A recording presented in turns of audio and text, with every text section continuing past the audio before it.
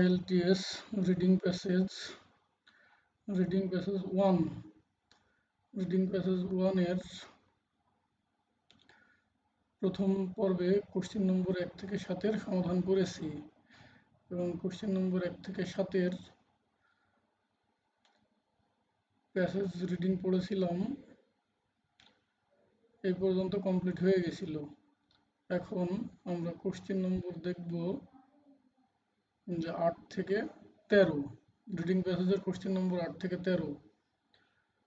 Answer the question below. Choose no more than 2 words from the passage for each answer. মানে প্রতিটা প্রশ্নের জন্য দুইটা করে শব্দে উত্তর দিতে হবে।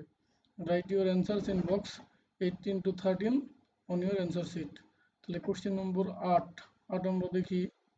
কোশ্চেন নম্বর 8 বলছে বিফোর পার্কিন্স ডিসকভারি, পার্কিন্সের ওই আবিষ্কারের পূর্বে with what group in society was the color purple associated?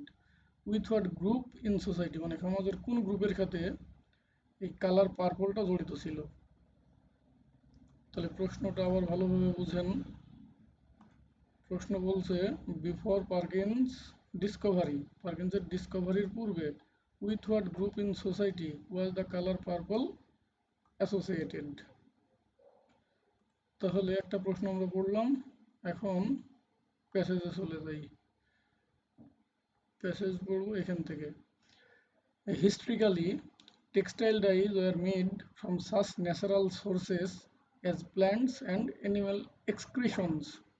Historically মানে অতীতকাল হতেই টেক্সটাইল ডাইজ মানে টেক্সটাইলের রংসমূহ were made তৈরি করা হতো বা পাওয়া যেত from such natural sources মানে প্রাকৃতিক কিছু সোর্স থেকে, যেমন প্ল্যান্টস এবং অ্যানিমেল এক্সক্রিশনস গাছপালা, উদ্ভিদ অথবা প্রাণীদের বিষ্ঠা হতে বা অ্যানিমেল এক্সক্রিশনস হতে। তাহলে এখানে আবার দেখেন, historically textile dyes are made from such natural sources as plants and animal excretions. অতীতকাল হতেই টেক্সটাইল ডাইজ তৈরি করা হতো প্রাকৃতিক উৎস হতে, যেমন প্ল্যান্টস এবং অ্যানিমেল এক্সক্রিশনস হতে।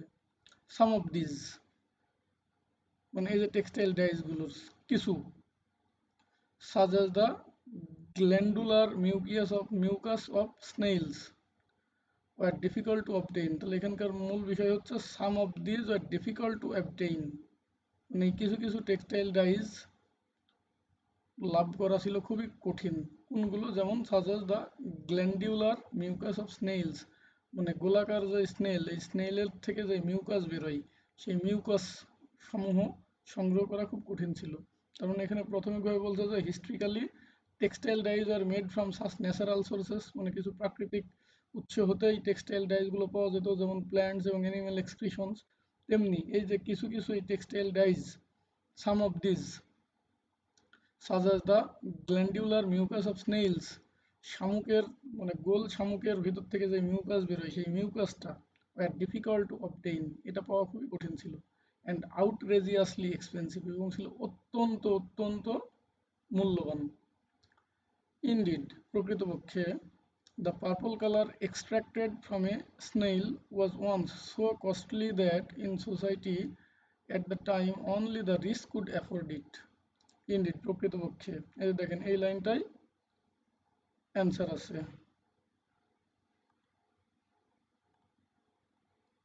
Indeed the purple color extracted from snail was so costly that in society at that time only the rich could afford it.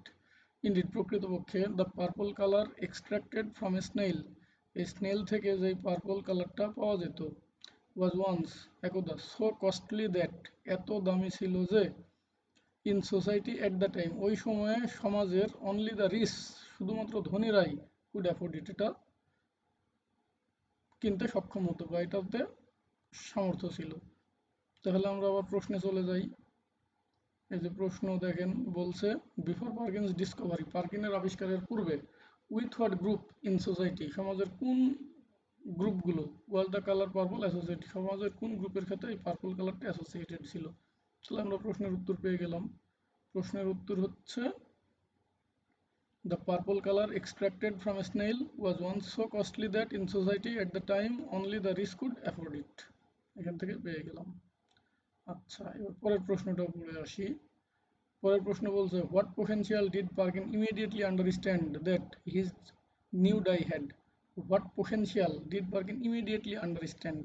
মানে পার্কিন কোন পোটেনশিয়ালটা বা সম্ভাবনাটা দ্রুত উপলব্ধি করতে পারলো তার যে নতুন যে রংটা সে আবিষ্কার করেছিল এটা ছিল, মানে সে যে নতুন রং আবিষ্কার করেছে সেই রঙে একটা সম্ভাবনা ছিল। এখন এই সম্ভাবনাটা কি, প্রশ্নটা এটা যে হোয়াট পোটেনশিয়াল, সম্ভাবনাটা কি। তাহলে আমরা পোটেনশিয়াল যেখানে পাবো, এই পোটেনশিয়াল সরাসরি পোটেনশিয়াল দেওয়া থাকবে না, হয়তো পোটেনশিয়ালের সিনোনিম দেওয়া থাকবে। তাহলে আমরা যাই প্যাসেজে দেখি। পড়েছিলাম এই পর্যন্ত। আচ্ছা, further natural dyes tended to be muddy in hue. আবারও ন্যাচারাল ডাইজগুলো, এই যে যে বলছে ন্যাচারাল সোর্সেস থেকে যে রঙগুলো পাওয়া যেত, এই রঙগুলো tended to be muddy in hue মানে কাদার মতো রং হতো, অ্যান্ড ফেড কুইকলি দ্রুত ফ্যাকাশে হয়ে যেত। It was against this backdrop মানে এই প্রেক্ষাপটে that Perkin's discovery was made, পার্কিন্সের আবিষ্কার তৈরি করা হলো। মানে এই যে এমন একটা কি প্রেক্ষাপট, যেমন যে ন্যাচারাল সোর্স থেকে টেক্সটাইল ডাইসগুলো পাওয়া যেত, সেই টেক্সটাইল ডাইসগুলো ন্যাচারাল সোর্স যেমন প্ল্যান্টস এবং অ্যানিমেল এক্সক্রিশন হতে টেক্সটাইল ডাইসগুলো পাওয়া যেত। তার মানে এটাই হচ্ছে ন্যাচারাল সোর্স। আবার এই টেক্সটাইল ডাইস অথবা এই যে ন্যাচারাল সোর্সের কিছুগুলো যেমন গোল শামুকের মিউকাসগুলো লাভ করা খুব কঠিন ছিল এবং এটা ছিল অত্যন্ত ব্যয়বহুল, যদি পাওয়াও যেত সেটা খুব ব্যয়বহুল। এবং প্রকৃতপক্ষে এই পার্পল কালার যেটা শামুক থেকে পাওয়া যেত সেটা ছিল এত কস্টলি যে সমাজে শুধুমাত্র ধনীরা এটা সক্ষম হতো। আবারও এই ন্যাচারাল ডাইজটা রঙে ছিল কাদার মতো এবং দ্রুত ফ্যাকাশে হয়ে যেত। এই এত সকল পারিপার্শ্বিকতাই পার্কিন্স তার নিজের আবিষ্কার তৈরি করলো। পার্কিন কুইকলি গ্রাস্পড দ্যাট, পার্কিন দ্রুত উপলব্ধি করলো যে হিজ পার্পল সলিউশন, সে কি আবিষ্কার করেছিল আগের মেসেজেই বলেছি এবং এখানেও বলছে যে পার্পল সলিউশন, সে আবিষ্কার করেছে হচ্ছে purple colour. Perkin quickly grasped that, Perkin দ্রুত বুঝতে পারলো যে his purple solution could be used to colour fabric, Perkin দ্রুত বুঝতে পারলো যে তার পার্পল সলিউশনটা ব্যবহার করা যেতে পারে ফেব্রিক কাপড় রং করাই, thus making it the world's first synthetic dye, এবং এভাবেই বিশ্বের প্রথম সিনথেটিক ডাই সে তৈরি করে ফেললো। Realising the importance of this breakthrough, realising the importance of this breakthrough, এই আবিষ্কারের গুরুত্বটা উপলব্ধি করে he lost no time in patenting it, সে দ্রুত এটাকে প্যাটেন্ট করে নিল। মানে সে যে পার্পল সলিউশনটা নিজে আবিষ্কার করেছিল সেই পার্পল সলিউশনটা নিজের নামে প্যাটেন্ট করে নিল, মানে নিজের চুক্তিবদ্ধ করে নিল। But perhaps the most fascinating of all Parkin's reactions to his find was his nearly instant recognition that the new dye had commercial possibilities. But perhaps the most fascinating of all Parkin's reactions, কিন্তু পার্কিন্সের যত reaction ছিল এর মধ্যে সবচেয়ে ফ্যাসিনেটিংটা হলো সে বুঝতে পেরেছিল যে the new dye had commercial possibilities, সে যে নতুন রংটা আবিষ্কার করেছে কমার্শিয়াল একটা মূল্য আছে। এটা আমরা প্রশ্নের উত্তর পেয়ে গেছি। নিউ ডাই একটা প্রশ্ন ছিল এই যে what potential did Perkin immediately understand that his new dye had, তাহলে কি সম্ভাবনা ছিল, এই যে কমার্শিয়াল পোটেনশিয়াল, কমার্শিয়াল পসিবিলিটিস আর পোটেনশিয়ালিটিস সিনোনিম, এখানে হবে কমার্শিয়াল পসিবিলিটিস এটার উত্তর। আবার দেখেন যে but perhaps the most fascinating of all Perkin's reactions, পার্কিনের রিয়াকশনসের মধ্যে সবচেয়ে চমকপ্রদ ছিল, সে যেটা খুঁজে পেল তার মধ্যে চমকপ্রদ ছিল যে was his nearly instant recognition that, সে বুঝতে পেরেছিল যে the new dye had commercial possibilities, তার নতুন এই রঙের কমার্শিয়াল পসিবিলিটিস আছে। আবার প্রশ্ন দেখেন, প্রশ্ন বলছে হোয়াট পোটেনশিয়াল মানে কি potential did Perkin immediately understand, পার্কিন বুঝতে পেরেছিলেন দ্যাট যে হিজ নিউ ডাই হ্যাড, তার এই নতুন রঙের আছে, তাহলে কমার্শিয়াল পসিবিলিটি। তারপরে প্রশ্ন what was the name finally used two to refer to the first color Perkin invented. What was the name finally used, মানে কি নাম ফাইনালি ব্যবহার করা হলো to refer to the first color Perkin invented. পার্কিন যেই first কালারটা আবিষ্কার করেছিল এই ফার্স্ট কালারটার কি নাম প্রথম মানে ফাইনালি ব্যবহার করা হলো। What was the name finally used, what was the name finally used মানে কি নাম ফাইনালি ইউজ করা হলো two refer to the first colour মানে প্রথম কালারটার পার্কিন ইনভেন্টেড যেটা পার্কিন আবিষ্কার করেছিলেন। তাহলে এক কথায় আমরা বলতে পারি পার্কিন প্রথমে যে রং আবিষ্কার করেছিলেন সেই রংটার ফাইনালি কোন নাম ব্যবহার করা হয়েছিল। তাহলে আমাদের প্রশ্নের উত্তর দিতে হবে নো মোর দেন 2 ওয়ার্ডস, 1 ওয়ার্ড দিলেও হবে বা 2 ওয়ার্ড দিলেও হবে। তারপরে আমরা পড়ি, আচ্ছা এই পর্যন্ত পড়েছি, এই পর্যন্ত পড়েছি। তাহলে এখন আমরা এখান থেকে আবার শুরু করব, আবার এখান থেকে শুরু করব।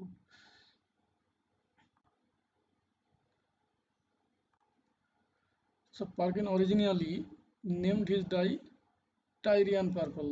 Perkin originally মানে প্রাথমিকভাবে named his dye তার রঙের নাম করেছিলেন টাইরিয়ান পার্পল। এখানে কিন্তু উত্তর টাইরিয়ান পার্পল হবে না, কারণ এখানে বলছে originally named his dye Tyrian purple প্রাথমিকভাবে, but it later became commonly known as mauve.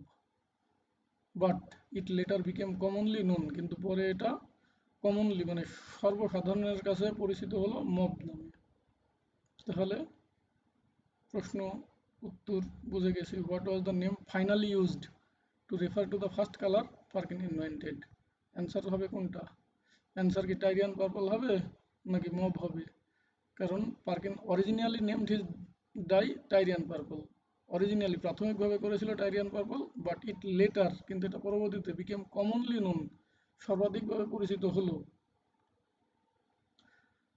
As mauve নামে। ফ্রম দ্য ফ্রেন্স ফরাসিদের কাছ থেকে, for the plant use to make the colour violet, এটা দরকার নেই। আচ্ছা পরের প্রশ্নটা আমরা দেখে আসি। পরবর্তী প্রশ্ন হচ্ছে what was the name of the person Perkin consulted before setting up his own dye works. What was the name of the person মানে ওই ব্যক্তির নাম কি ছিল যার সাথে পার্কিন কনসাল্টেড পার্কিন আলোচনা করেছিল before setting up his own dye works তার নিজের ডাই কোম্পানি প্রতিষ্ঠার পূর্বে। তাহলে পার্কিন তার নিজের ডাই প্রতিষ্ঠান সেটিং আপের পূর্বে একজন ব্যক্তির সাথে কথা বলেছিলেন, সেই ব্যক্তির নাম কি, সেই ব্যক্তির নামটা দিলেই হয়ে যাবে। তাহলে আমরা প্রশ্ন পড়ি। আচ্ছা আমরা কোন পর্যন্ত পড়েছি? এই পর্যন্ত, আমরা এই পর্যন্ত পড়েছি। এবার এখান থেকে পড়ব। আচ্ছা দেখা যাক। He asked advice of Scottish dye works owner Robert Fuller. He asked advice of Scottish dye works owner Robert Fuller. এই যে বোঝা যাচ্ছে রবার্ট পুলার। হি আস্কড অ্যাডভাইস, তিনি অ্যাডভাইস চাইলেন, পরামর্শ চাইলেন স্কটিশ ডাই ওয়ার্কস ওনার রবার্ট পুলারের কাছে। হু অ্যাসুয়ার্ড হিম দ্যাট, যিনি রবার্ট পুলার পার্কিনকে অ্যাসুয়ার করলেন যে manufacturing the dye would be well worth it, manufacturing the die এই ডাইটা উৎপাদন করা ভালো হবে। If the colour remained fast, যদি এই কালারটা দীর্ঘস্থায়ী হয়, that is would not fade মানে ফেড যদি না হয়ে যায়, and the cost was relatively low এবং এর দামটাও ছিল তুলনামূলকভাবে কম। So over the fierce objections of his mentor Hofmann, তাই তার মেন্টর মানে পার্কিনের যেই মেন্টর ছিলেন হপম্যান মানে যে কলেজের প্রধান, সেই হপম্যানের তীব্র বাধা সত্ত্বেও he left college to give birth to the modern chemical industry, তিনি তার কলেজ ত্যাগ করলেন এই মডার্ন কেমিক্যাল ইন্ডাস্ট্রির জন্ম দেওয়ার উদ্দেশ্যে। আচ্ছা পরের প্রশ্নটা আমরা পড়ে আসি। লাস্ট প্রশ্নটা কি? In what country did Perkins newly invented colour first became fashionable? In what country মানে কোন দেশে did Perkins newly invented colour মানে পার্কিন্সের এই নতুনভাবে আবিষ্কৃত কালারটা প্রথম ফ্যাশনেবল হলো কোন দেশে? তাহলে এখানকার কিওয়ার্ড হচ্ছে আমাদের ফ্যাশনেবল। এই ফ্যাশনেবল যেখানে পাবো ফ্যাশনেবল খুঁজলেই রয়ে যাবে।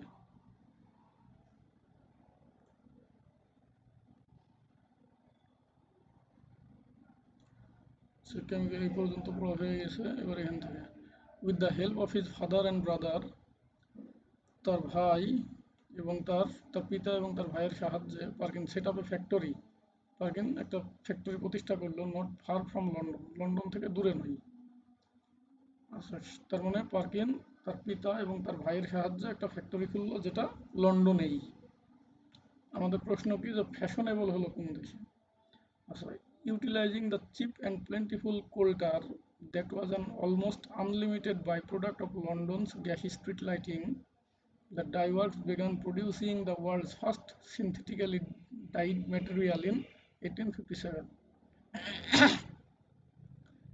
Utilising the cheap and plentiful coal tar মানে প্রচুর এবং সস্তা কোল্টার, যেটা ছিল লন্ডনস গ্যাস স্ট্রিট লাইটিংয়ের বাই প্রোডাক্ট, এইটা ব্যবহার করে দ্য ডাইওয়ার্কস বেগান, এই তাদের ডাই প্রতিষ্ঠানটা শুরু করলো বিশ্বের প্রথম সিনথেটিক্যালি ডাই ম্যাটেরিয়াল তৈরি করতে 1857 সালে। The company received a commercial boost, মানে এই কোম্পানি আবার একটা কমার্শিয়াল বুস্ট পেল। যে ফেসবুকে দেখেছেন বুস্ট, বুস্ট মানে কি ব্যাপক বিস্তৃতি, মানে ব্যাপক বিস্তৃতির জন্য এক ধরনের সাহায্য। The company received a commercial boost পেল from the Empress Eugenie of France, ফ্রান্সের ইমপ্রেস ইউজিনির কাছ থেকে।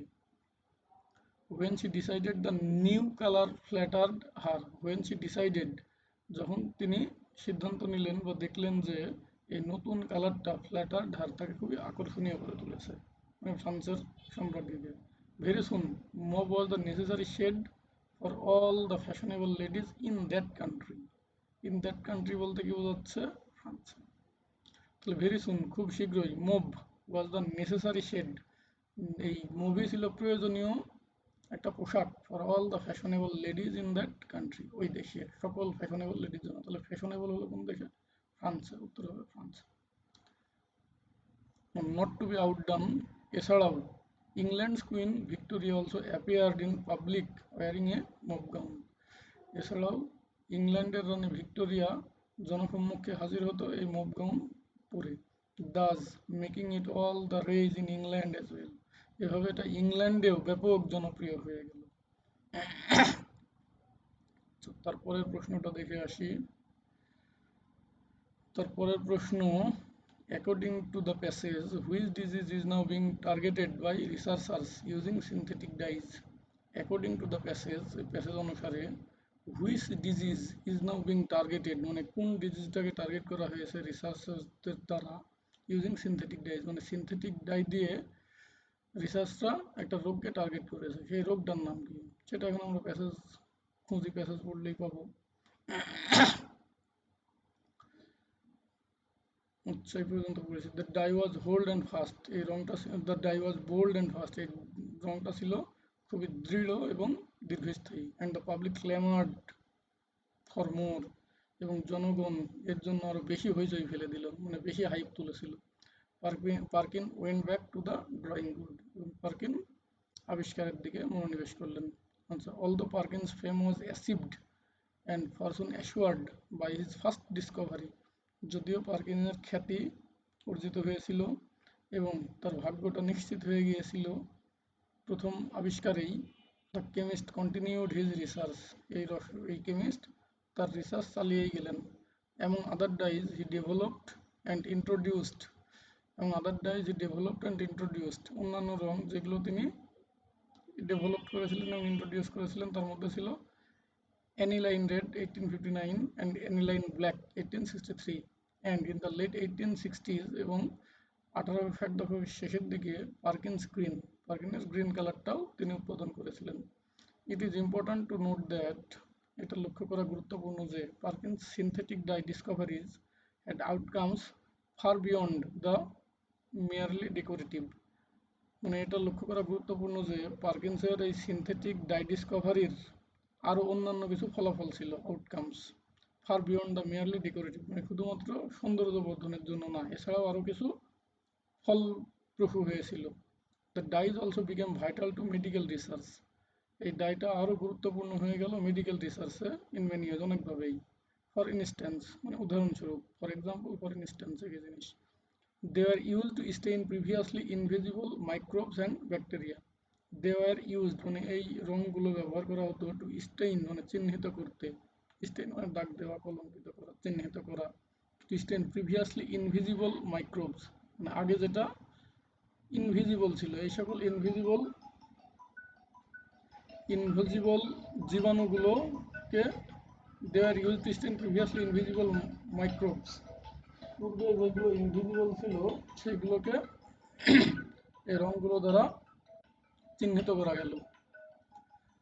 Allowing researchers to identify such bacilli as tuberculosis, cholera, and anthrax.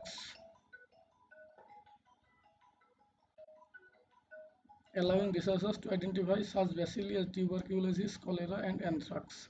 Artificial dyes continue to play a crucial role today, and in what would have been particularly pleasing to Parkin এবং in what would have been particularly pleasing to Parkin যেটা পার্কিনের জন্য একটা pleasing মানে আনন্দের সংবাদ, their current use is in the search for a vaccine against malaria. এটাই হবে last একটার উত্তর। লাস্ট কোশ্চেন হচ্ছে according to the passage which disease is now being targeted by researchers using synthetic dyes. And in what would have been particularly pleasing to Parkin, their current use is in the search for a vaccine against malaria.